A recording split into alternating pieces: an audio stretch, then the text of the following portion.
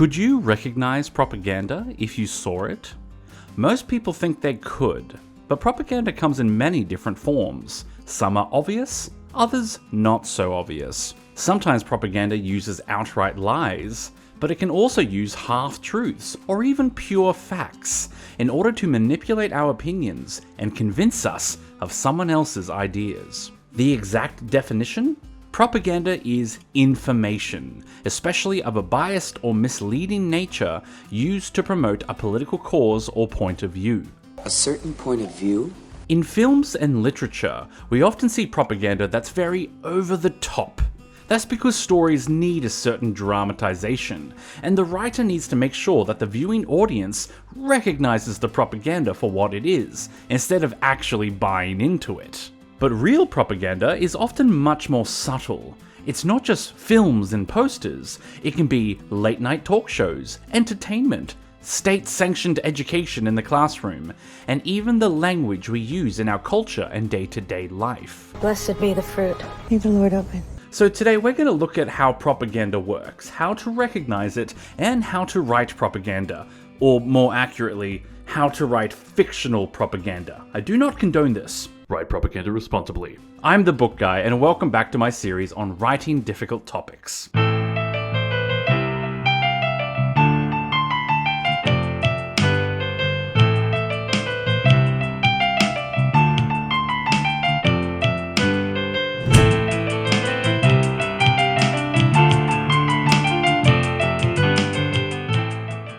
For today's fictional examples of propaganda, we're going to be looking at The Hunger Games, both the book and the film, 1984, the book and the film, and The Handmaid's Tale. Yes, the book and the TV show, although just the first episode of that, so minor spoilers for those stories. And a heads up that my previous video in the series, Writing a Realistic Democracy, is relevant today. You don't have to have watched that first, but I recommend watching it after because there's a lot of overlap between the topics of government and propaganda. But before we explain how to use propaganda in a story, we need to make sure everyone actually understands what propaganda is and how it works. At its core, propaganda is information that is presented in such a way as to lead you to one conclusion. This information comes in the forms of facts, arguments, rumors, half-truths, and lies. Even the lies. Especially the lies. So remember that list. Facts, arguments, rumors, half-truths, and lies. Because it's important to remember that propaganda can and will tell the truth. It can give factual information, but in such a way that it will lead you to a predetermined conclusion. Propaganda isn't like true education, which gives you information obligation-free and lets you use your own critical thinking skills to form your own beliefs. Instead, propaganda tells you what to think. But propaganda wasn't always such a dirty word. In fact, propaganda can actually instruct people in clear and healthy ways, and it still does today. To understand why it has become such a negative term, we need to look at its history. The earliest known example of propaganda is the Behistun inscription. When the Persian king Darius rose to power, there was contention for the throne. Darius fought 19 separate battles in 1 year and put down multiple contenders. This inscription in stone shows King Darius placing his foot on the head of his rival and all his enemies in chains before him. This monument was built to discourage other potential uprisings, a very effective piece of propaganda. The Mongols under Genghis Khan would employ a form of propaganda as psychological warfare. Mongol spies would sneak ahead of the army into enemy territory and spread rumors far and wide about the size and power of the approaching Mongol horde, greatly exaggerating Genghis Khan's power to spread fear and panic. The first printed propaganda appeared in the 15th century during the Reformation. It immediately turned into a conflict between Roman Catholic and Protestant propaganda. Here's a pamphlet from 1545, and I love this one, showing peasants farting at the Pope. I fart not in your general direction. Yet World War I is considered the first major conflict where governments employed widespread propaganda as a weapon.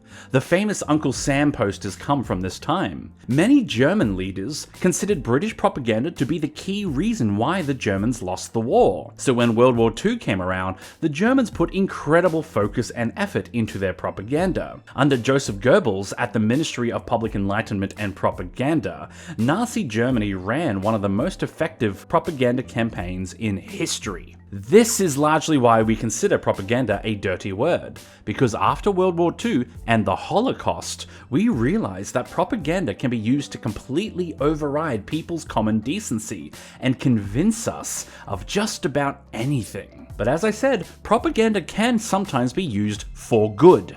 Sort of. Let's look at 3 types of propaganda to show you what I mean. All propaganda can be defined by whether or not it is upfront about its intentions. Today's model is from the Techniques of Propaganda paper by Kylie Hamilton from the Technology University of Dublin. This model divides propaganda according to white, black, and grey. Although I'm going to be a bit more politically correct and relabel these as light, dark, and shadow propaganda. It also just sounds cooler. Such a dork. In the light category is propaganda that openly admits what it's trying to do. It's upfront and honest about it. These include political ads trying to convince you to vote for them, or a public awareness campaign about people's health, or the environment, or social justice issues. For example, you would have seen a lot of this type of propaganda during the COVID epidemic, giving health advice. These are more morally good examples of how propaganda can encourage people to make beneficial decisions. You may notice there is an overlap between this type of propaganda and just general advertisement. The difference is ads are trying to convince you to buy something, where propaganda is about convincing you to believe something, but there is a strong overlap between their techniques. In the dark category is propaganda that hides the fact that it's trying to influence you. This can include news reports from biased media groups that use journalistic malpractice. There's social media accounts and podcasts that claim to be non-partisan but actually push political agendas. Hell, there's even meme pages that encourage hate speech and incitement to violence in the name of dark humor. Even in the scientific community, we sometimes get papers and studies that push an agenda rather than objectively searching for the truth. There are a few infamous studies that got published despite having little to no scientific merit whatsoever. One example is the Vaccines Cause Autism study, which was widely condemned. There were multiple articles about COVID that were later retracted and condemned for pushing an agenda that minimized the epidemic's effects, in order to support the businesses that were calling for a return to normal working conditions. I could go on. These are all examples of propaganda that was masquerading as a legitimate source of information. Finally, in the shadow category is propaganda where the intent is questionable, where it's not clear if this is trying to be propaganda or not. This includes a lot of entertainment. Many movies and TV shows have elements of propaganda, giving you information with a spin, encouraging you to think in a certain way. An interesting example of this is from 2022, where 2 opposing films came out in the same year, Top Gun: Maverick and All Quiet on the Western Front. Top Gun was accused by many critics of glorifying the American military and promoting a state of constant warfare. Meanwhile, All Quiet was very openly an anti-war film, showing the harshness and brutality of warfare and exposing the lies and disinformation that tricked young men into signing up. Both of these films are a form of what we may call shadow propaganda, where the intent is unclear. Even though one is arguably pro-war and the other is anti-war, they actually function in the same way. Now that we've discussed propaganda with different levels of openness, let's look at another category for classification. Facts are obviously universal truths that have been proven through repeated test and study. You may think it's hard to deceive someone with facts, and yet propaganda does this all the time. Propaganda can use a fact, but draw the wrong conclusion through leaps of logic, incorrect interpretation, or fallacies. So what I told you was true, from a certain point of view.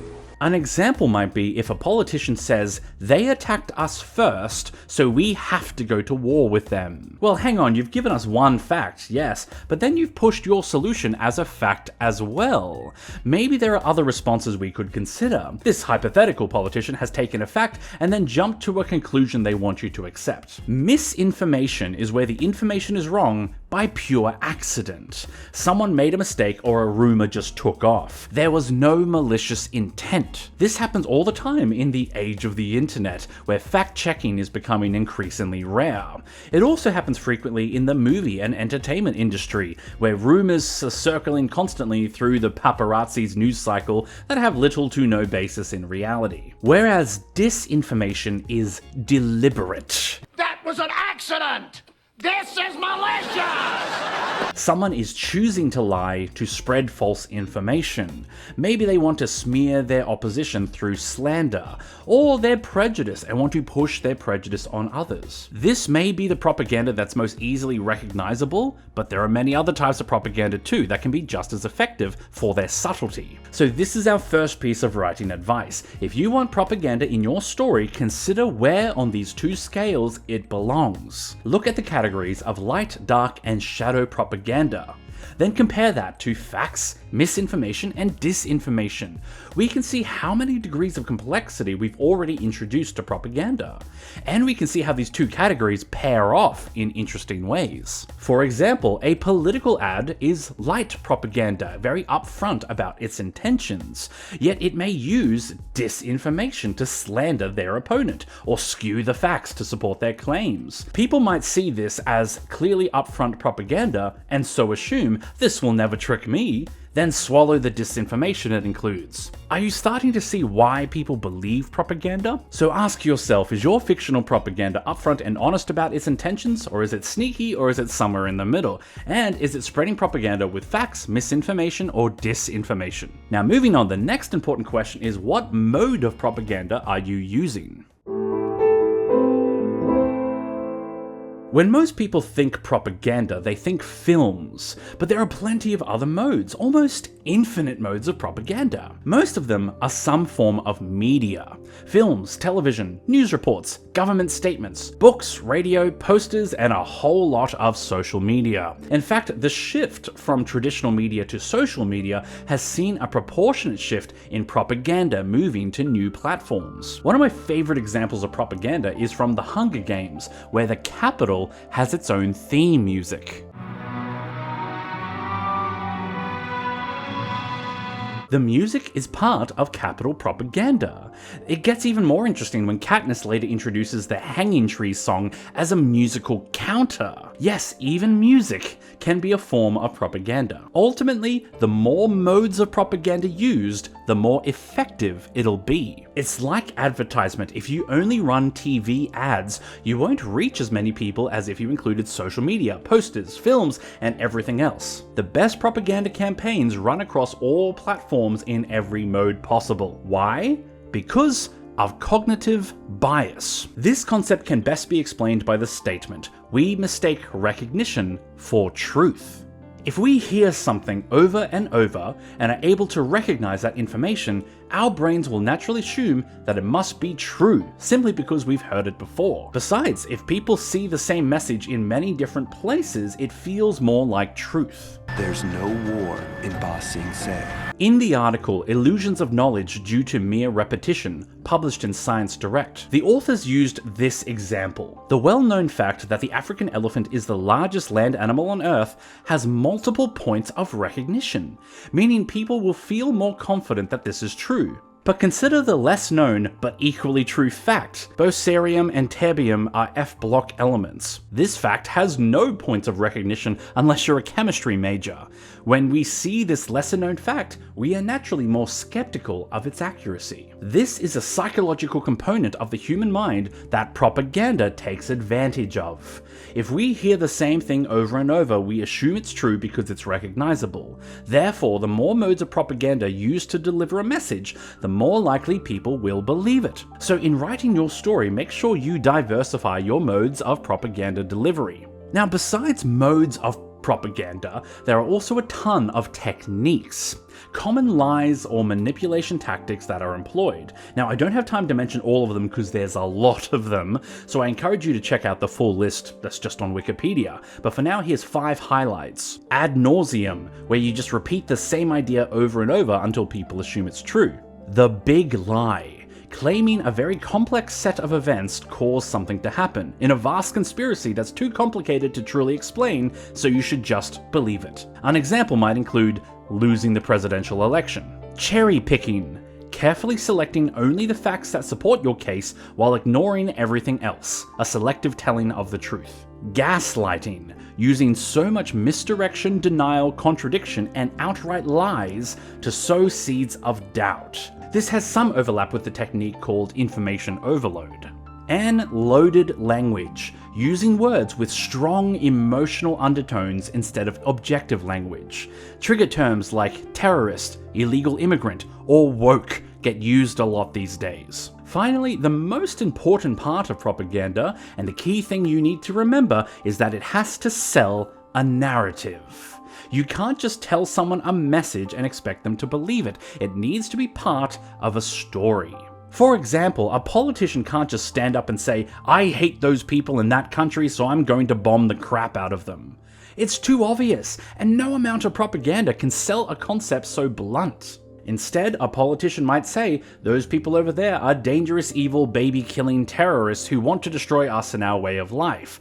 They will steal our freedom and democracy, therefore we have to destroy them in the name of peace and justice." Then, every subsequent piece of propaganda will fit that established narrative. So let's summarize what we've just learned and consider some more writing advice for you. Consider what mode of delivery your propaganda is using, and remember, the more modes you use, the more realistic and effective that propaganda will be. Also, consider what propaganda techniques you're using to sell your information. Remember, it can be multiple techniques working together. And finally, make sure it's all part of a narrative. It has to tell a story to be believable. We've got just one more segment before we head to our fictional examples, the language of persuasion. And pay attention because this is the most useful technique to help you identify propaganda in the real world. I said at the start that propaganda is information, and that information comes in the forms of facts, arguments, rumors, half-truths, and lies. Especially the lies. My question is, how do you tell the difference? I'm going to propose today that the opposite of propaganda is education, journalism, and the scientific process. These 3 methods are how we get information that does not have a bias agenda. We'll talk more about them specifically at the end of the video, but these 3 things employ very specific language that contradicts propaganda, and that's how you identify it, by its language. We have 2 techniques, specific versus non-specific, and then descriptive versus objective. First, specific versus non-specific is how you test critically the information you're being presented with. Is the information being vague or specific? While I do try to avoid today's politics, I cannot avoid the quintessential example of non-specific information, the slogan, "Make America Great Again." This is one of the most effective pieces of propaganda the world has ever seen. It's everywhere. One of the reasons why it's effective is because it's non-specific. Make America Great. Great is a vague term. This allows every audience member to project their own versions of greatness onto that slogan, and naturally they will assume that the party and the voter are on the same page. That's the benefit of non-specific language. The speaker doesn't have to commit to any stance, and the audience will fill in the gaps with their own biases. The counter to this is to use specific language. The more specific, the better. Instead of a politician saying, "I care about education," well, don't let them off the hook until they've explained in specific terms what their exact plan is to help education. Another example of this is from Australia's recent federal election. The Conservative Party used this slogan, "Let's get Australia back on track." The obvious parallels to MAGA aside, this is a very non-specific slogan. slogan. Whereas the alt-right party, Trumpeter Patriots, use this billboard with much more specific policies. The policies themselves are vile, but the advertisement was more specific, so give them some credit for that. Specific stances mean people can make more informed choices about what to believe, whereas non-specific is actively trying to trick people. I should interrupt here and clarify something. Democracy actually requires political ads. I know we don't like them, but our democracy is stronger if we know who our voting options are.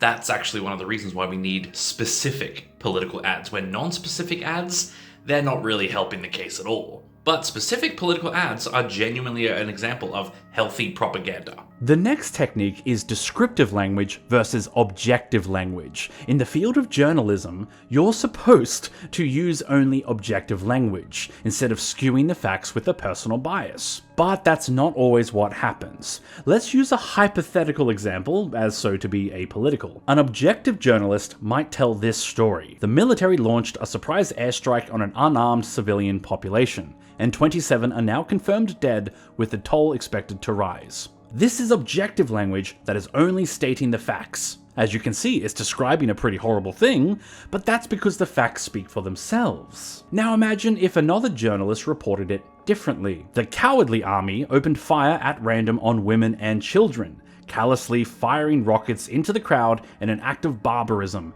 not caring who they killed. This brutal attack may have killed up to 100 women and children. This version uses very emotional, descriptive words to label the actions. Look at the words cowardly, callously, barbarism, brutal. These are adjectives, descriptive words that add meaning to the noun, and they shouldn't exist at all in objective information. Also note the difference. The first report says 27 confirmed dead, toll expected to rise. The second example went straight to hyperbole, assuming that up to 100 may be found dead eventually. Now maybe the military in this example really were calloused and evil, but it's still not the job of the reporter to decide that. Journalists should state facts only in an objective way and let the audience assign morality as they will. Yet it's worth noting, a third journalist might report the same story very differently. Our brave soldiers launched a cunning strategy that caught the terrorists off guard.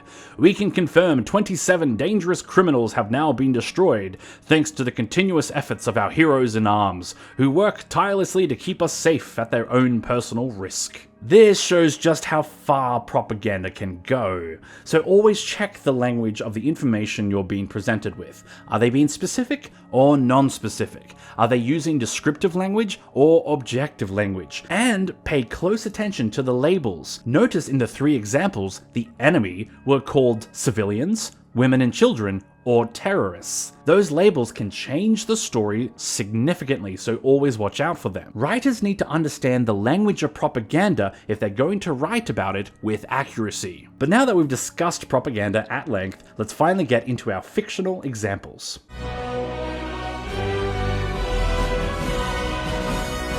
The brilliance of The Hunger Games is that there are so many forms of propaganda. That's why it's so effective as a realistic depiction of effective propaganda, and as a world-building technique, and as a story.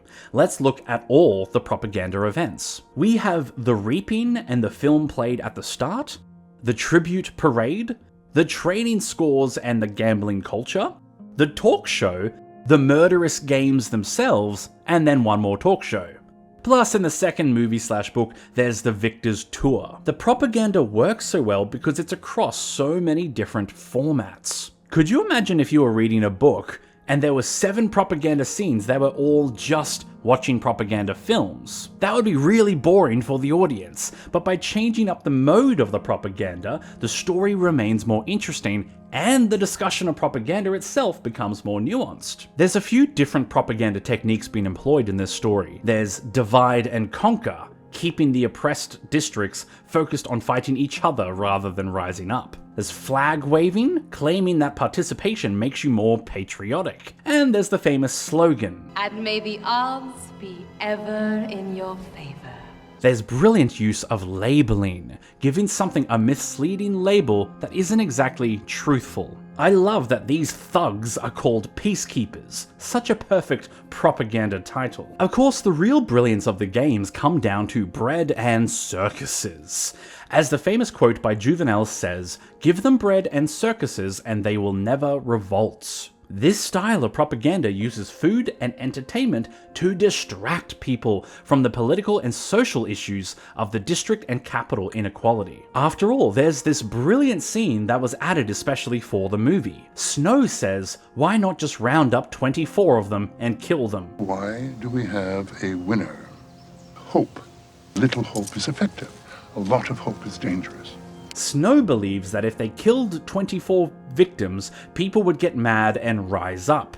But if there's a winner, there's just enough hope that maybe this won't be so bad. Maybe our kids will win, so it's not worth all the fuss of rising up if things could just work out on their own. People will always rise up and fight back when they're in a hopeless situation. It's human nature, we don't like being oppressed. But if the oppression is not absolute 100%, then we might be persuaded to sit around and wait and hopefully things will sort themselves out in time. Why make the ultimate sacrifice if it's not absolutely necessary? Maybe someone else will make that ultimate sacrifice and it will work out fine for me. This type of propaganda was used in the real world during the Holocaust. Many concentration camps had this slogan on the gate, "Arbeid macht frei." Work sets you free. This discouraged many Holocaust victims from rising up. Why risk death when they could work their way to freedom? If the inmates knew they were going to certain death, it's likely more of them would have fought back. This is the devastating power of hope in propaganda, the hope that things will work themselves out. But the real horror of the Hunger Games is that the violence and brutality of the games are just accepted. Everyone accepts the death of children. This mirrors some of the worst crimes in human history, that propaganda has the power to convince us that anything is permissible, including sending children to die in a televised game show for entertainment, especially if it's common. One of the major reasons why the propaganda is accepted is because the tributes themselves willingly participate. At least that's how it seems. The characters have to play along with the propaganda if they want to survive. They have to make alliances, earn sponsors, and dance on their puppet strings. This becomes extra interesting when Katniss realizes she can manipulate the story too. She can create her own propaganda, give them a romance, and even challenge the powers that be. The Capitol aren't the only ones controlling the narrative anymore. The propaganda also gets into the culture, into the people, the individuals. If you'll excuse a slight deviation here, there's a great scene in Sunrise on the Reaping that demonstrates this. Haymitch meets a kind, sweet person who seems to truly care about him. Then out of nowhere, this kind person explains why the games are absolutely necessary. Haymitch is horrified that such a seemingly good person is so casually justifying why children should be murdered. Have you ever experienced someone like that? Peter says it best, "I don't want them to change me." Even as he plays along. In the book, it's clear he's the most charming of all the tributes. He plays the stage the best. Yet he is the most scared of losing himself to the performance, the show, the propaganda. This is a form of what's called self-propaganda, where you take the messages you've heard and repeat them back to yourself in a never-ending loop of delusion and conformity. You perform propaganda on yourself. So in your story, consider how many modes of propaganda you can squeeze into one story, and show how it affects the people on the ground, the individuals, the characters, and most importantly, see if the characters can use the propaganda to fight back. Perhaps this is a good time to bring up the next story.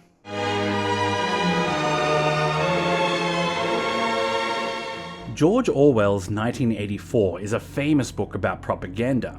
It is, however, one of the most extreme cases of propaganda you'll ever see, and in that sense, it doesn't quite capture how subtle propaganda can be. Here it can be very over the top at times, and yet this is still an excellent example of just how far things can go. In case you're unfamiliar with the story, let me explain the concept. In 1984, the world has fallen to totalitarian regimes. There are 3 countries that fight each other constantly: Oceania, Eurasia, and Eastasia. Now technically, each of these regimes have a different ideology and social structure. If you're curious, it's English socialism, neo-Bolshevism, and a corrupted version of the concept, obliteration of the self. But ultimately, the story is trying to show that it doesn't matter what the beliefs are. A totalitarian regime is a totalitarian regime, and their exact beliefs don't really change anything except for the logo on the uniform. Don't blame me, I voted for Kodos. Go! The story takes place in England, now Oceania, where the party INGSOC has total control. Big Brother is always watching, and everyone must love Big Brother. People are loyal to Big Brother and the party, not to the country itself. Now, our first piece of propaganda in this story is the revision of history. Our main character Winston works in the Ministry of Truth. His job is to literally rewrite historical records so that they fit the narrative of his government in the present day. The movie even opens with these words superimposed on the screen. Who controls the past controls the future. Who controls the present controls the past. Revision of history is a real thing, but it's usually much more subtle than this. We see it in classrooms, when teachers exaggerate our country's accomplishments and skim over our country's failures. Much of our history in the Western civilization is Eurocentric, while ignoring African empires and Asian monuments or the cultures of the indigenous. Revision of history is not always about changing the facts, but instead about whose history is emphasized.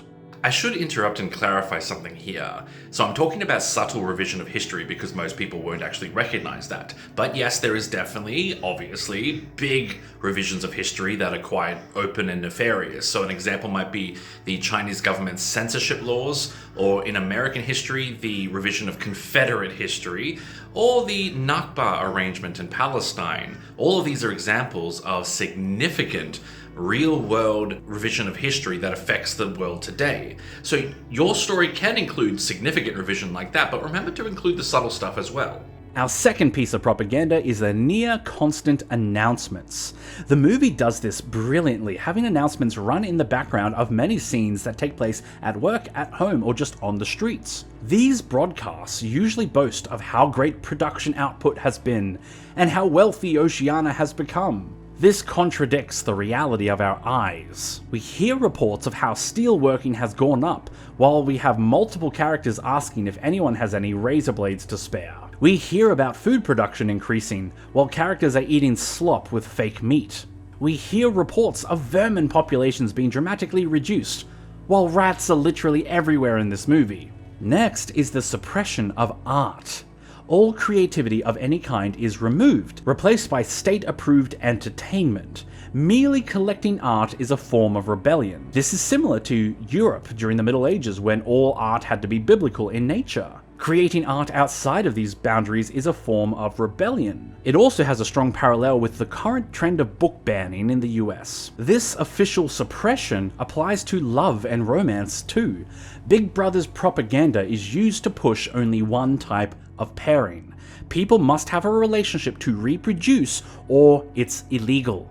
Therefore, falling in love with whoever your heart wants is a form of rebellion. That's what most of the plot of 1984 is all about, a forbidden romance. So, if your story has strong propaganda pushing for one thing, consider if your plot should be about conformity or rebellion, or a mixture of the two. In The Hunger Games, they spend most of the first story conforming to the propaganda to survive, but here in 1984 these characters will risk everything to be together. This story is all the more interesting because it's about reacting to the propaganda. On the topic of romance, there's one brief scene added to the movie which I think was a fine addition. We see a classroom that's supposedly on reproductive health, that's really all about denouncing the female orgasm. They go so far as to claim that if women have orgasms, it will cause them to go sterile. There's an ad for a women's group where 10,000 women all vow to only reproduce by artificial insemination to avoid the temptation of having an orgasm. What the fuck? We'll revisit this topic when we talk about the Handmaid's Tale, but it's important to consider if your propaganda is denouncing a certain group of people. Here it demonizes women and teaches them to loathe the functions of their own body. Propaganda often needs an enemy to vilify, so consider which human rights your propaganda is trying to limit. Now, there are many other propaganda techniques in this story, such as the public executions or children's songs that are aggressively militarized. We are the children, builders of the future. But for time's sake, we'll look at just 3 more examples. The first example is Goldstein. In the opening of 1984, we hear about public enemy number 1, Emanuel Goldstein, the man who betrayed the party and started a rebellion. He wrote the most evil book known to man, known only as The Book. The party even play his words in their films. They show Goldstein openly denouncing the party as liars who trick people through their propaganda. This is especially clever because the people are actually hearing the other side, but in a controlled context that poisons people to the truth of his words. Later, when Winston is captured and tortured as a suspected traitor, he tries to reference Goldstein in an act of defiance, and that's when the party reveal this truth. Goldstein's book. I wrote it, or at least I collaborated in writing it. No book is individually produced, as you know. It's the final nail in the coffin. The party has literally written the words of their own enemy. This way, they are in complete control of the propaganda narrative. Even rebellious literature is their fabrication. We don't even know if Goldstein and his rebellion were ever real. Next, this story talks about thought crime. It even uses the line, "Thought crime is death." The very act of having thoughts that the party doesn't want you to have is a crime, and the characters are paranoid about their own mind. I'm an agent of Goldstein. I didn't know it myself. Thought crime is so insidious.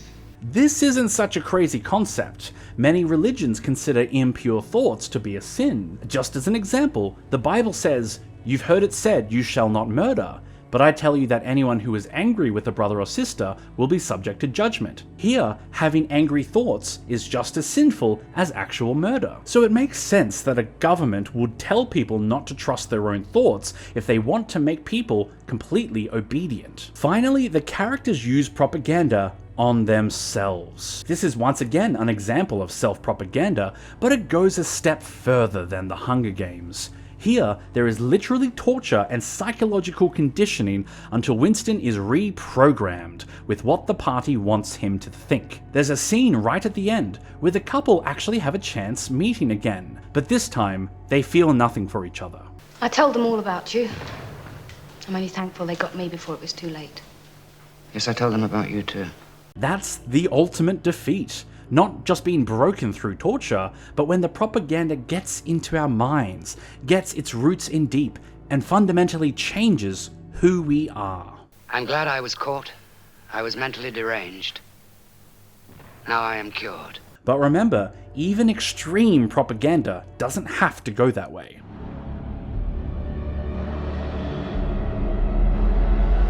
A quick reminder, I'm only going to discuss the very first episode of this show.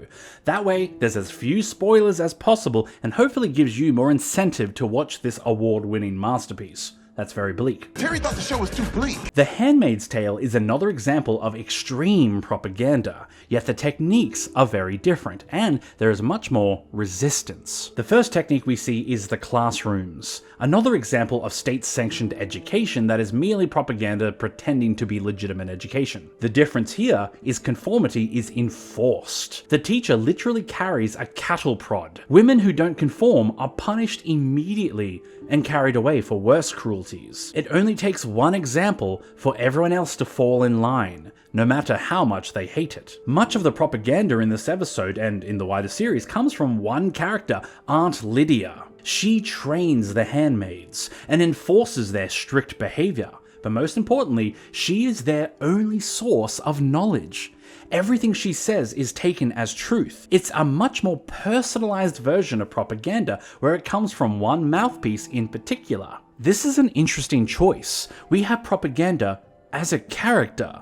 How does that work? Well, in the Hunger Games, we have 4 characters who are all one piece of the propaganda puzzle. President Snow, Game Maker Kane, Caesar Flickerman, and Effie. Yet they all have only one part to play. None of them is ultimately responsible for the propaganda, not even Snow. Similarly, in 1984, party member O'Brien is one of the mouthpieces, but so is Big Brother and the announcer. Yet in The Handmaid's Tale, it's all Aunt Lydia. If there is anyone higher up than her, we don't see them, at least not for a while. Lydia is someone who has little to no individual personality. She has almost no thoughts of her own, no character traits. She is just a stone-cold authority personified. While it's very easy to hate her, after some consideration you realize she probably has been subjugated to much of this propaganda herself. It's hard to tell how much of this evil is actually the real her and how much of it was enforced upon her. So consider if your fictional propaganda will have a personification character, someone who represents the very concept of propaganda. It could be a great chance to create an iconic, complex villain. Another effective propaganda piece is the hangings. When the handmaidens go for a walk, they pass bodies hanging on the side of the road, with their crimes displayed on their hoods. Crimes such as being a Jew, performing an abortion, or being gay. This isn't as far-fetched as you may think, with the White House currently displaying alleged criminals on their front lawn. This demonstration of supposed justice is meant to both intimidate and reassure that the government is in control. Most curious of all is the event known as the Persecution. The handmaidens are presented with a man who Aunt Lydia labels as a rapist. When she blows the whistle, the handmaidens are allowed to do whatever they want to him, and he is brutally executed by lynching. The irony of this is that elsewhere in the story, state-sanctioned rape is considered entirely legal and necessary for apparently saving the human race. Whereas this man is killed for essentially the same act. But the question is, why do it this way? Why let the handmaids do it?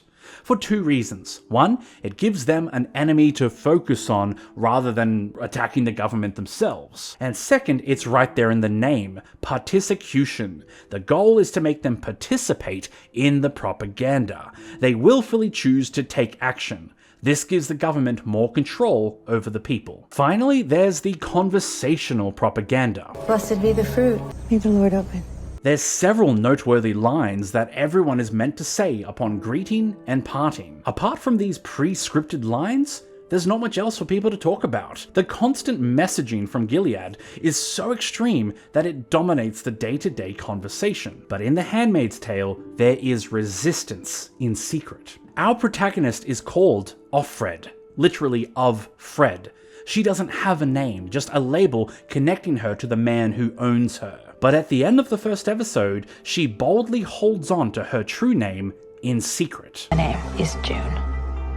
And if you didn't know, Offred's true name was never once mentioned in the book. The show made the choice to just give her a name to show that even extreme propaganda cannot control our very thoughts. It's a sign of resistance to hold on to your identity. It's a much more hopeful outlook than the one given in 1984. Well, I hope you're not too depressed at this point. Let's finish this video on a bit more of an optimistic segment. How do we break the power of propaganda?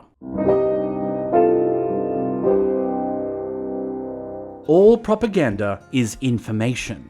So the best way to counter propaganda is with better information. More accurate, more objective, and from a wider range of sources. The most important thing you can do is test the information you're given. Think about it with doubt and skepticism. Notice, has the information brought up a strong emotional feeling within you, such as excitement or outrage? Has it made any jumps in logic? Are the claims exaggerated? If so, you may be seeing propaganda. You should also get into the habit of regularly fact-checking. If your TV news says one thing, search and read written media as well. If you see a social media post that claims something, look it up. What do we do to learn something new? We look it up! If you think a YouTuber has made a mistake in one of their videos, maybe fact check your own opinion before commenting. Hypothetically speaking. I'm just saying, take charge of your own self-education and don't be reliant on the information someone else gives you. Next, make sure you're getting your information from multiple sources. If you rely on your Facebook newsfeed to tell you things, you'll encounter too much propaganda naturally. So take the time to look up different Facebook pages that will teach you new things. Check your YouTube algorithm and feed it sources that will point you in a good direction. Again, hypothetically speaking. But remember to not just rely on social media, which you naturally encounter. Take the time to go read some scientific journals. And don't just watch the news from mainstream corporate media. Go read articles by independent journalists. Also, listen to experts. Don't get your information from politicians or celebrities or popular media personalities. Look up proper sources. Remember, education, journalism, and the scientific process are far more reliable sources of information than some rich person on your screen. If some idiot picks up a microphone, you shouldn't weigh their opinion more than someone who studied and worked in that field for decades. Listen to experts and believe them. Finally, be aware of your own biases. We often accept propaganda because it confirms what we already believe we know. After all, we mistake recognition for truth. Just because you've heard something before and it fits with your expectations doesn't mean it's true. We are fallible humans who make mistakes. So be open to being corrected and learning new things. And finally, when you're writing propaganda in your story, you can fight back with other propaganda like they do in the Hunger Games, or you can fight back with the truth, with fact-checking, exposing lies, and proper education and journalism in the scientific process. There are many ways to resist. But now let's summarize what we've learned today.